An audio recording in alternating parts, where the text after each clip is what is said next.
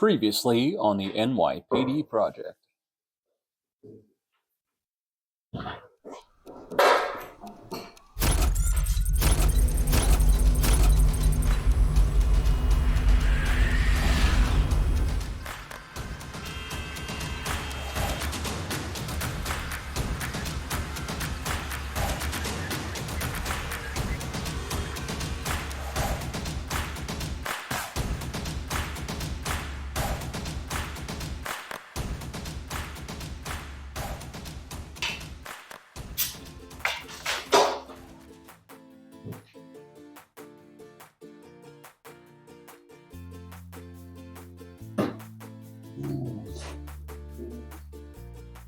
So, I don't know if this was still had coolant in it, then I got bigger problems, but because that's mostly water that's coming out. Mostly. That's cylinder 8, I filled that right up with PB Blaster. That's cylinder 7. Yeah. So anyways, first look under the head.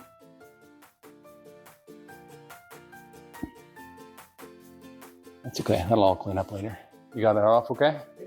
Cool. Okay, head's out. We got it out with the exhaust manifold still attached, so we were able to pull it. So I'm actually pretty happy with what I'm seeing here. I'll bring you guys in a little closer. So this is Martha's side, the passenger side cylinder bank. Cylinder 8 back here still had a lot of fluid in it. I soaked up a little bit out of there, just kind of get a look at the cylinder walls. But it actually looks really good.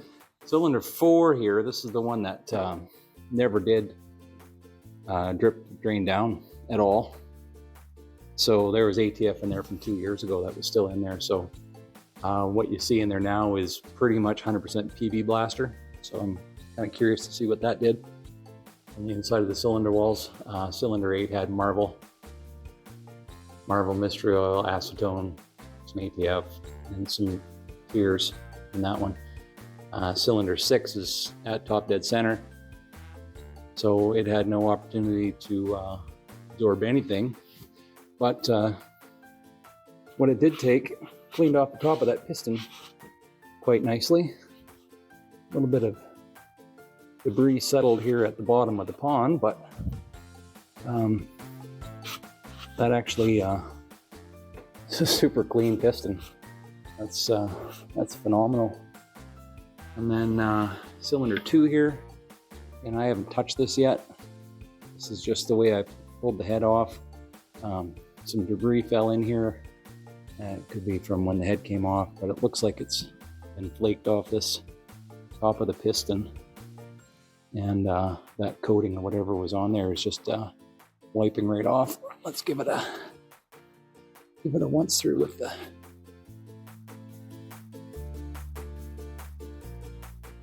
the rag. We'll blow that out a little bit better so we get a better look. But that piston wall looks pretty fantastic for not being run for 60 years. A little bit of a ring ridge you can feel right at the top. But there's crosshatch still in there. That's amazing. That piston looks great. Let's maybe suck some juice out of this one. This is the one that was not moving. Gotta pull some of this sauce out of this piston here. This is the one that was not moving at all, so it's 100% PB Blaster. It's like a whole can of it in there. Sorry for the shaky camera work.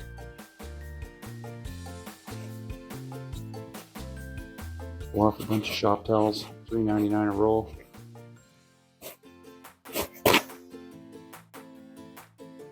Seriously need sponsorship.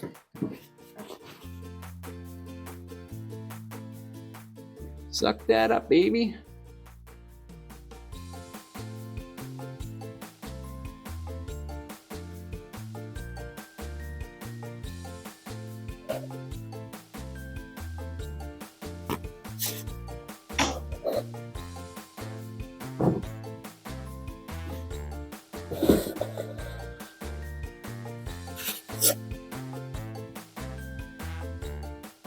we got some soot and scaly stuff down there. It looks like we're a little bit scored up a little bit on the edge here. I think that's just surface, just right on the surface rust. Feels good at the top. Yeah, so all in all, I'm pretty happy with what I see here. This is much better than what I was expecting. So, yeah, we'll take a look under the valves and see what's going on over there. But these pistons look great, fantastic.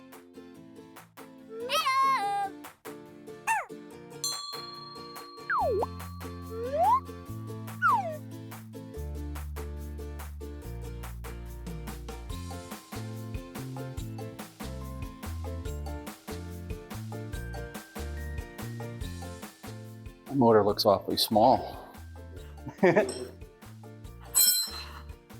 So, like the 318 in my Ram Charger is a direct descendant of this. Of what Chrysler did, because these engines were so expensive to produce with those dual rocker heads. 1955, they came out with the Spitfire engine, which was, we called it a polysphere or semi-Hemi. It was kind of like half of a Hemi, but it was just a single rocker shaft on it. They used the same block, but a different head, a narrower head. And then, so the polysphere became known as the A engine. And then the big blocks came out, the 383s and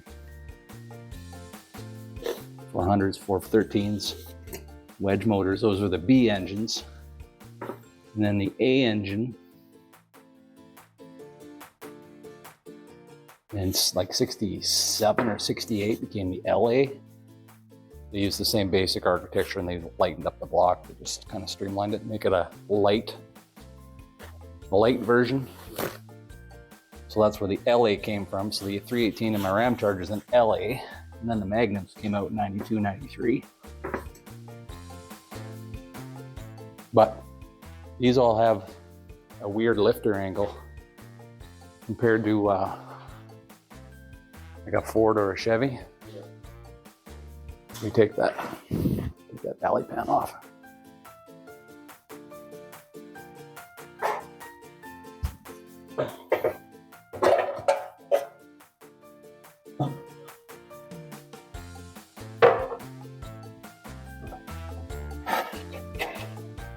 So the lifters they don't go out like 90 degrees in the V, right? This, like on a Ford or Chevy, they'll be kind of in line with the cylinder walls, and these are kind of laid out a little bit. And that laid out lifter valley is in my Ram Charger because the engine's evolved, right? So that the Hemi engine architecture carried on because Chrysler just kept, just evolving it. So interesting trivia. All right, so this cylinder, this is the one I saw through the camera that it looked kind of crusty. And there's definitely a bunch of crud down there in the bottom. If I'm stuck, I'm gonna guess it's that one.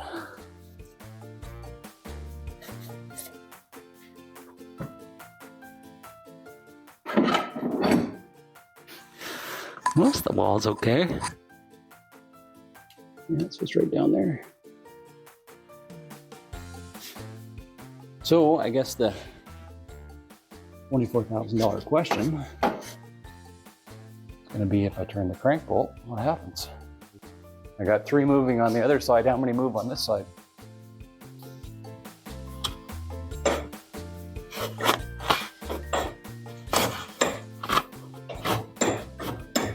Nothing.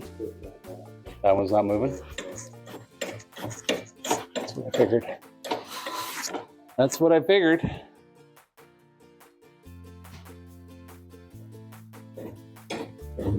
Yeah.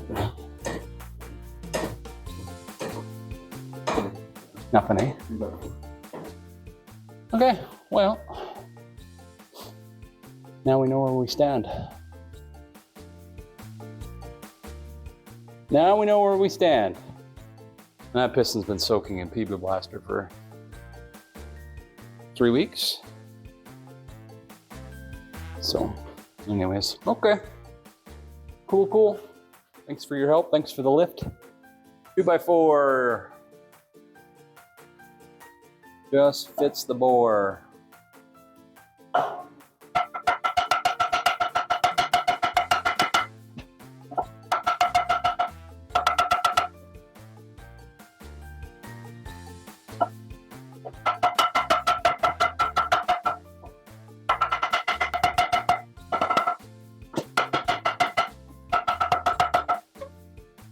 This is my beater bar for the pistons. It's a 30-inch steel pipe. I've got a floor flange at the bottom. It's a 3-inch flange, so it fits in the cylinder wells, just to distribute the force when I apply the blows to the other end. I've got a cap on that end, so I can lay it flat in the cylinder like that, and do some sharp blows on it to try to break it free. Uncle Tony's garage suggestion was use a 2-inch steel pipe. Couldn't find one. Found this as an alternative. Wood apparently absorbs too much of the impact, and this is just to put a shock into the rust to try to break it free. It's not necessarily force, it's just the shock of the impact. So that's what we're using. Well, there we have it. So Junior gave me a hand. He helped me to lift the heads off. First thing that I noticed as soon as the head lifted off is that a bunch of liquid came out, which really surprised me. This car has been off the road since 1964. The radiator was out of it when we picked up the car in 2000. So I had assumed that all the coolant had been drained out of the car, and obviously not. There was quite a bit that came out and hit the floor. So not sure as to the longevity of coolant in the 1960s. This is in Saskatchewan, Canada. It gets super cold here, so this car has seen 60 winters, minus 40. So had some concern maybe at the block there might be some damage because of that. Possibly some squeezing on the cylinder walls, maybe that's holding the pistons in, I'm not sure. But hey, we got the heads off. We were able to take a look. We can see pistons, 135 and 268. They are moving. Cylinder 4, cylinder 8 are stuck, and there's some rust in the cylinder bores there. So those are the stuck pistons for sure. At the end of the video, I showed you, the 2x4 beating on that, and also the iron steel bar that we used to kind of whack on the pistons. That didn't work. So the next step we're going to is we're going to let the pistons soak for a while longer. We've got some other things we can putter around with and do, but we're going to let them soak. I think we're going to try some vinegar. We've had, PB Blaster full strength in cylinders 4 and 7 for 3 weeks. That stuff is a penetrant, so that's not breaking it free. There was diesel in there. There's been ATF in there for 2 years. ATF and acetone. Pretty much all the concoctions that they talk about on the internet that you can use to free up a stuck piston, and none of them are working yet. So vinegar, we'll try some vinegar in there too and see what happens, and see if we can crack them loose. But we got the heads off, so we'll take a look at the heads coming up as well. Take a closer look at those big wide Hemi heads. It was interesting, I talked a little bit about 55, the Spitfire, Chrysler Spitfire, the poly semi-Hemi, some people called it. They used the Hemi block and put a simplified cylinder head on it that had a single rocker shaft, kind of modified. They kind of twisted the valves around a little bit, so it was kind of half of a hemisphere. It was a lot more compact head. It was a lot easier to machine for mass production. So the Polysphere was kind of the late 50s evolution. I did say in the video that the 318 in my Ram Charger was a direct descendant. It was actually probably more so the DeSoto engine. The Chrysler engine was the bigger of the three. There was the Dodge DeSoto and Chrysler Hemis, and they were all completely different. There was nothing interchangeable between the engines. They were each basically about 2 inches different in dimensions, the Dodge being the smallest, the DeSoto in the middle, and the Chrysler being the biggest of them all. So it was, you know, all the kind of the same design, but nothing interchanged. And the DeSoto engine is probably the one that, you know, dimensionally, that became the A engine, and then the LA engine, and then the Magnum engine. And, you know, that LA or A architecture had that, you know, 59-degree push rod angle as opposed to the 45 that you normally saw, and that carried on right through. I think the last engine to use it was probably the Viper V10. Was based off of the LA 360. They grafted 2 more cylinders onto the back of that motor to create the original Viper V10. So interesting history, how it all progressed and didn't really change a whole lot. It was not until the 3rd Gen Hemi came out in, what was that, 2003, 2004, somewhere in that range, that we saw kind of a departure from the traditional architecture that went right back to 1951. So anyways, thanks for hanging out with me, guys. It's been a while since I put a video up. I apologize, but I appreciate you hanging out, and we'll see you on the next one. It's coming up sooner, I promise. See you then.